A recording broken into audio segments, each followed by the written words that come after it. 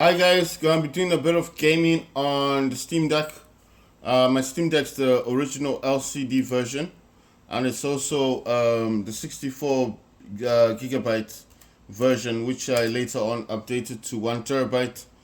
And of course, you can update the Steam Deck by opening it up and changing the 64 gigabyte SSD and changing that, taking it out and changing it for a different SSD as long as that SSD is a half size, which is the 2230. These SSDs go from 1 terabyte to 2 terabyte. I got a 1 terabyte, which is a very good SSD, and I was happy with the quality of the SSD that I got was one of the best at the time. I mean, now there are different types that you can get, but at the time when I got mine, it was one of the best. So I leaped in, I jumped, I got mine, and I've never looked back since. So basically, I forgot the name of my SSD, but like I said, it was one of the best at the time. It was quite expensive. 130, $140 is what I paid. So that's why I'm saying it was quite expensive at the time. So what I've started up is Windows Mobility Center sound.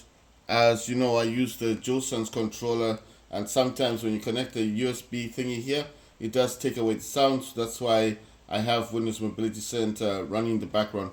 If you don't see them running, it's not that they're not running. It's because I've got this attached to a hub, and the Steam Deck itself is connected to an external monitor, which is an Acer monitor, and the Acer monitor does. I'm dragging and dropping the programs as I go along. So if you don't see any programs that I'm talking about running on the Steam Deck itself, it's because I'm dragging and dropping them to the Acer monitor. Right, I'm using extended desktop. I used to use duplicate, but I don't like the way the Acer monitor is 1920 times 1080p resolution, and I don't like the way it minimizes the screen. Makes it look really tiny, small. I mean, the same size as the Steam Deck, so I didn't like that. So I just use extended desktop. That way, everything remains at 1920 times 1080. And as a direct result of that, it does really help with just seeing everything the way it should be shown. Whereas on the Steam Deck, I don't mind because it's 1280 by 800, which is fine, not a big deal.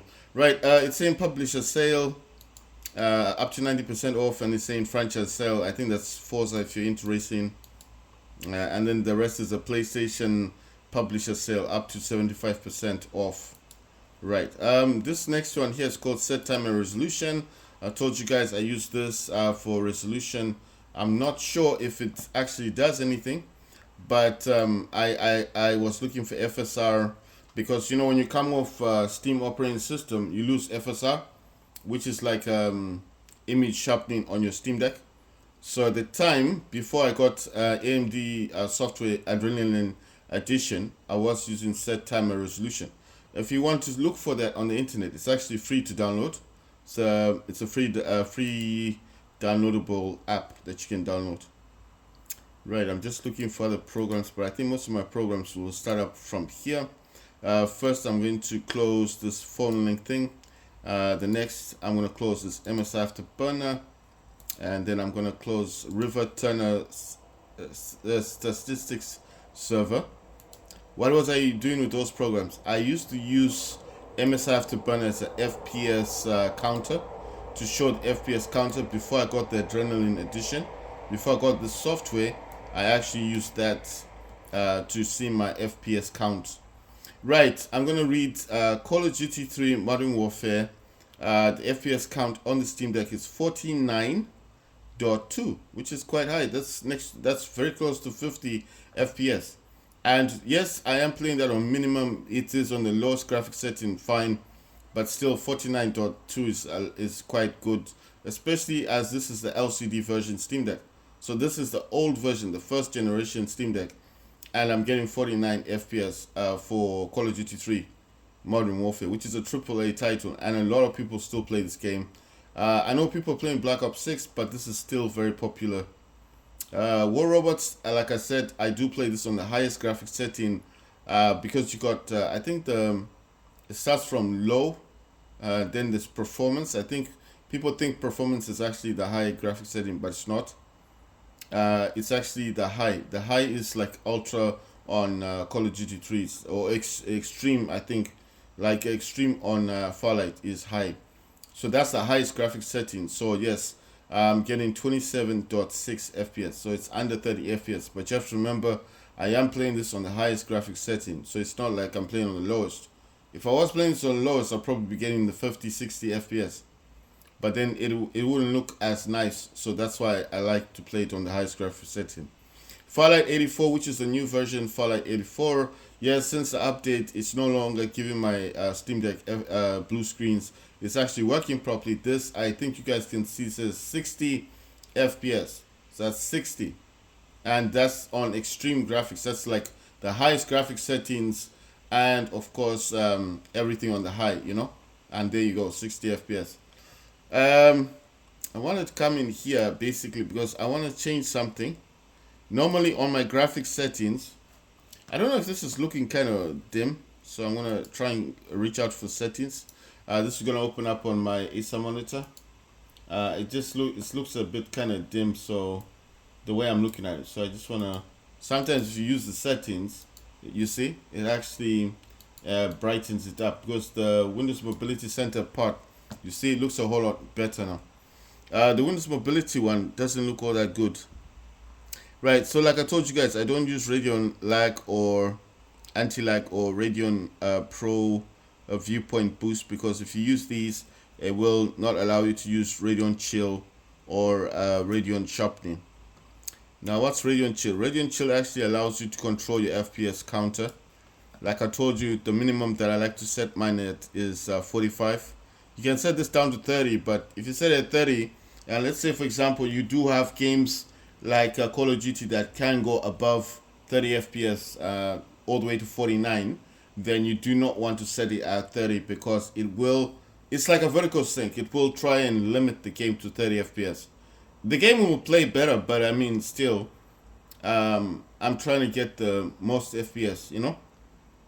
Like, for example, I'm trying to get the best performance from the Steam Deck. So I think 45 FPS is the best. I could set this to 40 if I want to. But I think 45, like I said, is the better option for minimum. Maximum, I got this. Now, this is going to be interesting because I got this from YouTube. And on YouTube, they stated that if you're going to use this Radeon Chill on any, they're not talking about like the highest graphics laptop or the lowest graphics laptop, like you know what I mean. So they were saying at gaming laptops, anything that's got AMD in it, try to set this at 59 FPS as your maximum. So it doesn't matter if you've got a gaming laptop or anything else like a computer that's got AMD graphics in it. Now, why the person says 59? He says because most games on the lower end, now we're looking at the lower end spectrum of gaming laptops, those that don't have a lot of VRAM. If you set this at 59, then every game that does work well on your lower end laptop, not gaming laptop for AMD, but lower end. When I say lower end, I mean like those that have built-in GPUs like the Steam Deck. That's what I'm talking about. So don't get it twisted like, oh, but mine's got dedicated graphics. You're probably gonna get more than 60 FPS because you got something that's got dedicated VRAM. But I'm talking about systems like the Steam Deck. So the Steam Deck type of system, which is the lower end AMD with the built-in GPU, you need to set this at 59 FPS because any game that you've got will be trying to reach that level of 59. 60, the person said 60 is a bit much because a lot of games will not work on the lower end AMD systems.